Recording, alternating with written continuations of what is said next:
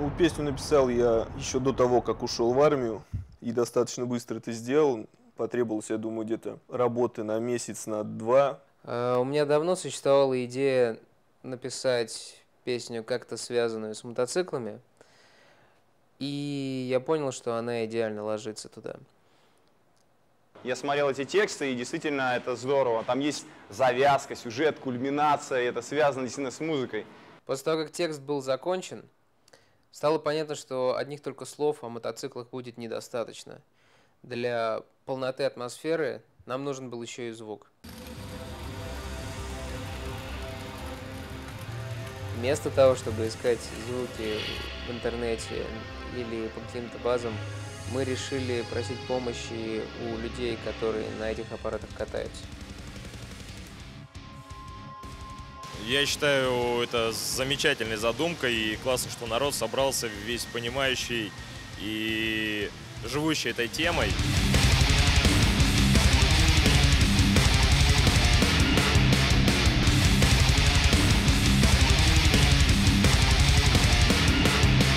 Мы очень долго искали место, и в конце концов мы приняли решение, что записываться будем под живописным мостом.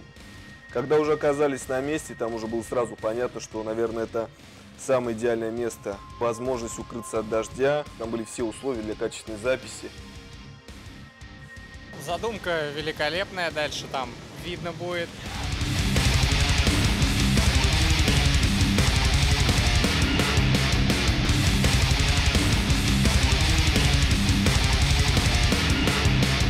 В ходе встречи было уже понятно, что все наши ожидания оправдались, приехали хорошие ребята, все заряженные на работу, и мы так даже сработались, что уже в середине чувствовали все друг друга, как будто давно знакомы. Ребята старались нам помочь, мы старались сделать так, чтобы им было комфортно.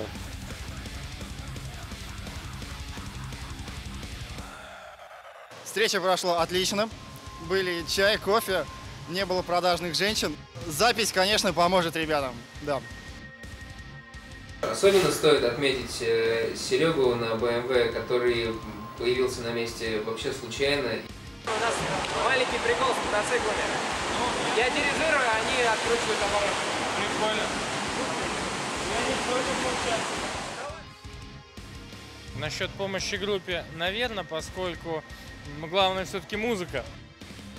Мы даже не представляли, какой реакции ожидать, но комментарии были о том, что это нецелесообразно или это вообще невозможно. Нашлись люди, которым идея действительно понравилась. Мы подходили с душой, вы подходите к этому процессу тоже с душой, это ваше детище. Такое было уже в классике жанра типа Man of War, да, но вот чтобы в мад-метале прямо такой музыки относительно более прогрессивной. Мне показалось, что людям интересна эта задумка. И то, что многие выражались по поводу нее такими восторженными отзывами, это говорит о том, что все делалось не зря. Посмотрим, как это будет все выглядеть уже, когда будет сделано, а так интересно. Иметь в саундтреке где-то там звуки мотоцикла, это, наверное, приятно. Если вспомнить пластинку столетия Харли Дэвидсон, там это довольно удачно сделано.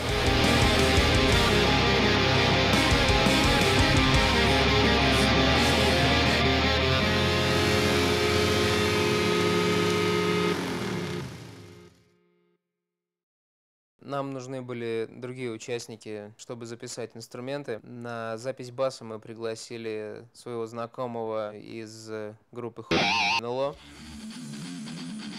Вообще, конечно, про него однозначно не скажешь.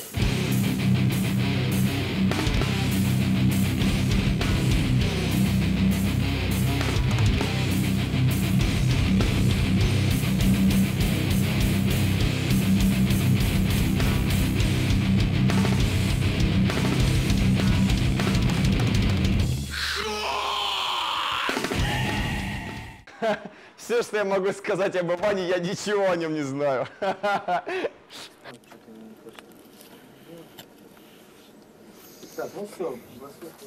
Внешне может показаться, что это такой веселый раздолбай, но В реальности это оказывается не так, потому что он очень тщательно готовился к записи, провел с нами оба дня на студии. Он был даже на записи мотоциклов, хотя это, в общем-то, было не обязательно.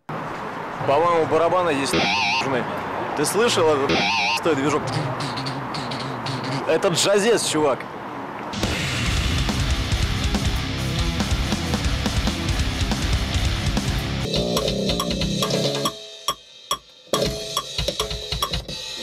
Твою мать. Порвалась струна. Мне хотелось убить этого басиста Ивана вместе со струнами и гитарой. С собой комплекта струн, естественно, не было запасного, поэтому перенесли это на другой раз. Ну ничего, натянули в следующий день. Что такое? А это здесь я ее не использую пятую сегодня. Эту песню на четверку иду. Сейчас сравним. Да, струна-то новая, блин, три без сжатия.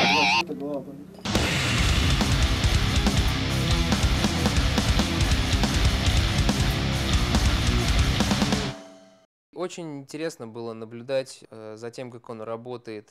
Он не просто оттарабанил то, что его попросили, он действительно заинтересовался этой идеей. В целом я получил нереальные кайфы от этой записи. Немножко сложновато, конечно, получилось в плане этого разбора партий там и всякое такое.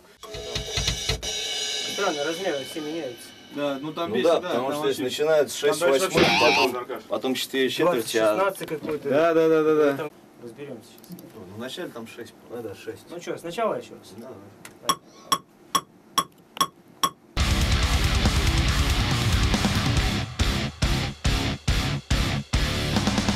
Также для работы над синглом мы пригласили Влада Лобанова в качестве второго вокалиста. Здравствуйте, меня зовут Влад Лобанов, и я являюсь специалистом в области постановки голоса.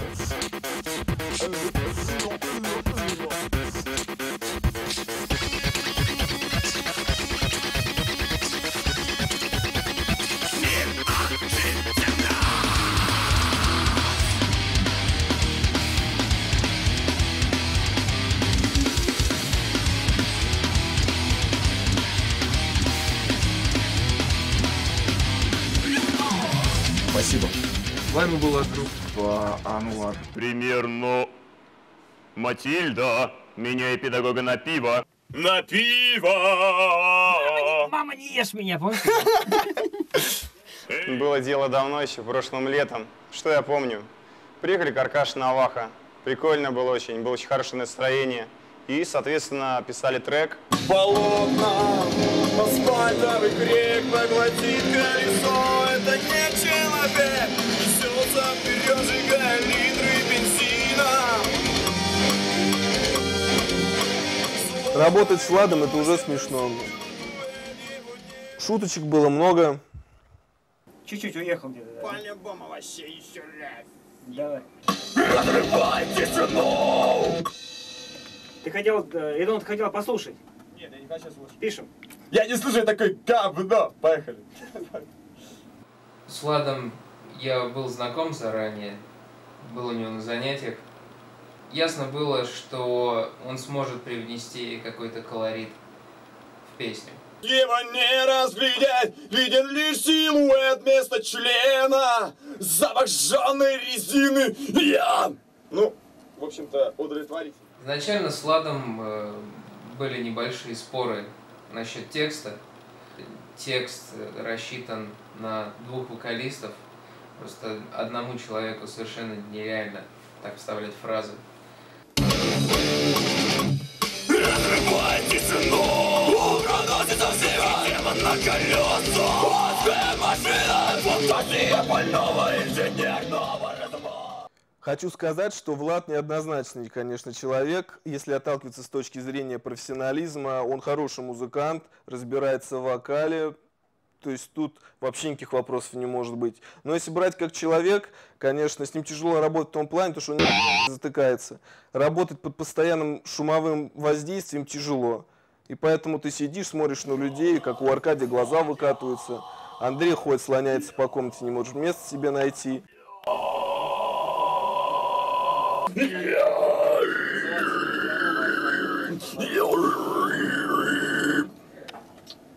Да. Надо было меньше свинины с утра есть. Честно, я не знаю, как с ним живет его жена, потому что он не умолкает ни на минуту. Но в целом он ответственно подходит к рабочему процессу.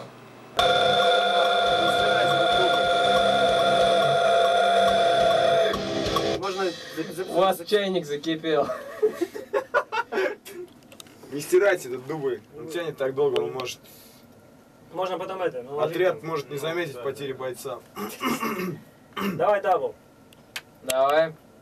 Никогда бы не подумал, что запись может занять 1,5 часа времени.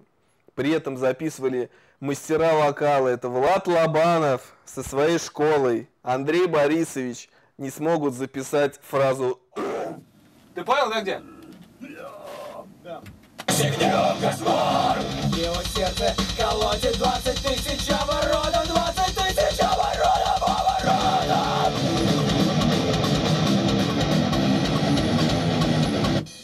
4/8, что ли? Да, молодец, догадливый. Разок с того места. Тут... Сука! 4/8, да. 4/8. Ох, мат металлисты, матом ругают. Я все равно опаздываю.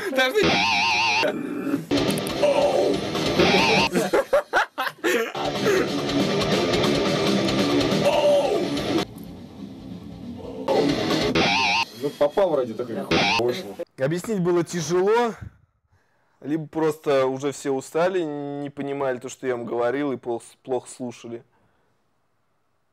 Но в конце концов мы записали это и удалили.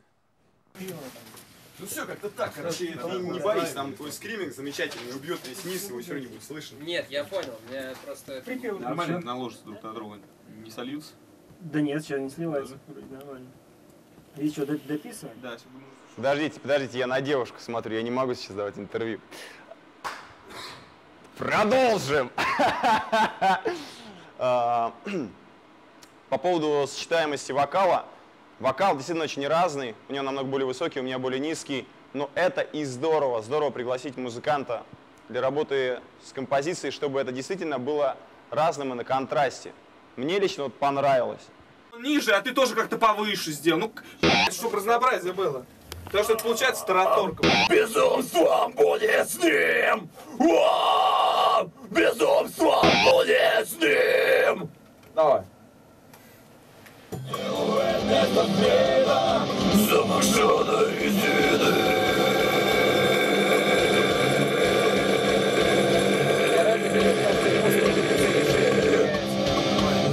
Еще немного и создается впечатление, что сейчас вена лопнет на башке. Обоих. Слушай, как это вместе не звучать будет. Ночь образуют дуэль, его не разглядеть. Виден лишь силуэт вместо света замашенной резины.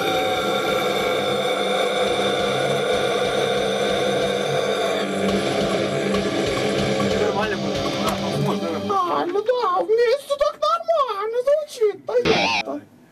Были, конечно, небольшие сложности. Особенно у нас был один момент, когда он просто не мог исполнить одну строчку не потому, что эта строчка как-то ему не давалась или что-то было, а потому что он был уверен, что так делать нельзя. По моей версии изначально там было блики огней. Это было два отдельных слова. Ребята, вы меня слышите? Вот это место, которое я писал, это полный пи***ц. Это так не делается. Ну, может быть, конечно, и я не сделал это то, как вы хотите, но это не ритмично. Что касаемо, ну, как бы... Чувак, это демо, мы экспериментируем. Был такой момент на студии, когда не могли никак попасть в ритм. Такое бывает, потому что музыка, там много так называемого math metal, когда музыка идет ломано. И никак наш великий русский язык не попадал в ритм. Ребят, ну это же не ритмично, вы чё? Так не делается. Ребят, это не ритмично. Хорошо, я сделаю, как вы просите. Не вопрос. Давай. Вот! Да! Почти! Насколько я знаю, человек большой экспериментатор, пробует так много разного, соглашается на всякие авантюры, но при этом у него существуют какие-то рамки, которые мне, например, непонятны. Нет, ну это здорово было, я отвечаю вообще. Я еще такого нигде не видел. Но, в общем, если говорить, мне понравилось с Владом работать, несмотря на все эти выкрутасы и штучки, его весело, интересно. Даже вот в ходе разбора всего материала, когда уже сводили ролик, надо отметить, что он, блядь, затыкался все-таки, сука. Почему в этом треке поет человек из мюзикла и сам пьяный сантехник? Ребята, кто играет у вас в группе? Как вы набрали такой искрометный состав? Заново, да? Да.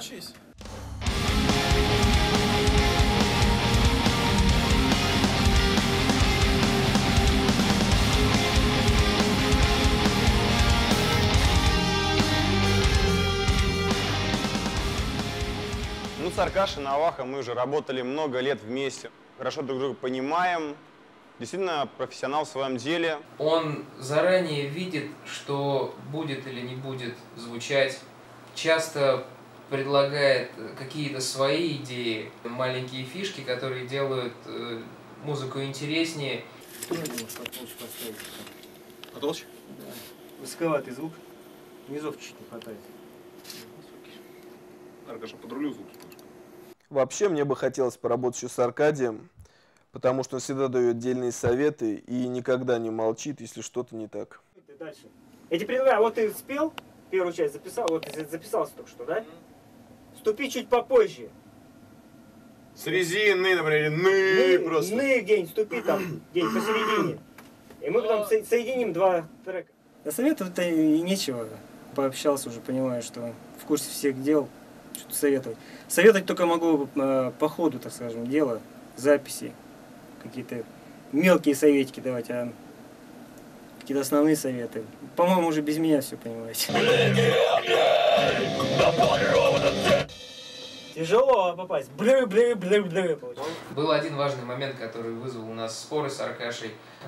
И это был единственный раз, когда мы настояли на своем и пошли наперекор тому, что нам предлагал сделать звукорежиссер. Именно это момент, когда мотоциклетного рева становится так много, что он перекрывает собой все музыкальные инструменты. Музыка интересна на самом деле, но вы сами понимаете, как у нас в стране с этой музыкой, с нашей тяжелой-то происходит. Если только случайно вас кто-нибудь заметит, какой-нибудь там, опять же, ну не наш продюсер, какой-нибудь западный, или лейбл, но надо им очень понравиться, очень понравится.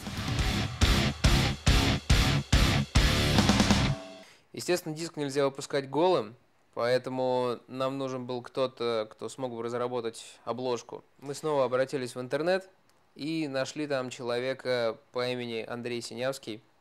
Работа в целом заняла немногим более 3 месяцев. Работа была интересна, так как Борисович меня практически ничем не ограничивал. В дизайне могу сказать, что отталкивался от формы ракообразных. Над обложками в основном я работаю для души. По основной работе я занимаюсь разработкой графики для игр. А обложки это просто способ развеяться. Вот, кажется, все как-то так. Спасибо. Вот, теперь нас точно будут снимать на мобильник.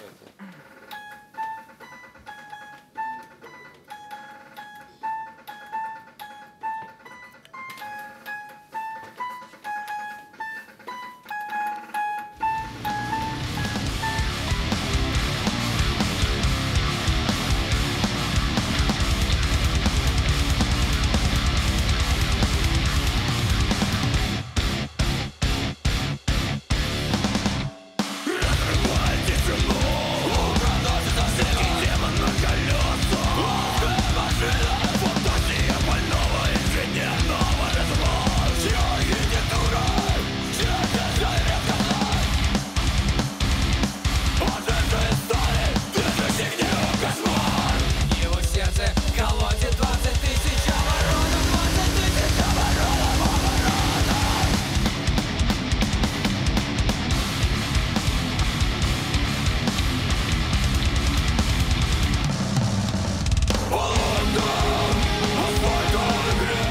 на листок, 2 раза ты орешь. Он 1 раз, второй, а ты оба раза. Только первый ты один, а второй вы вместе.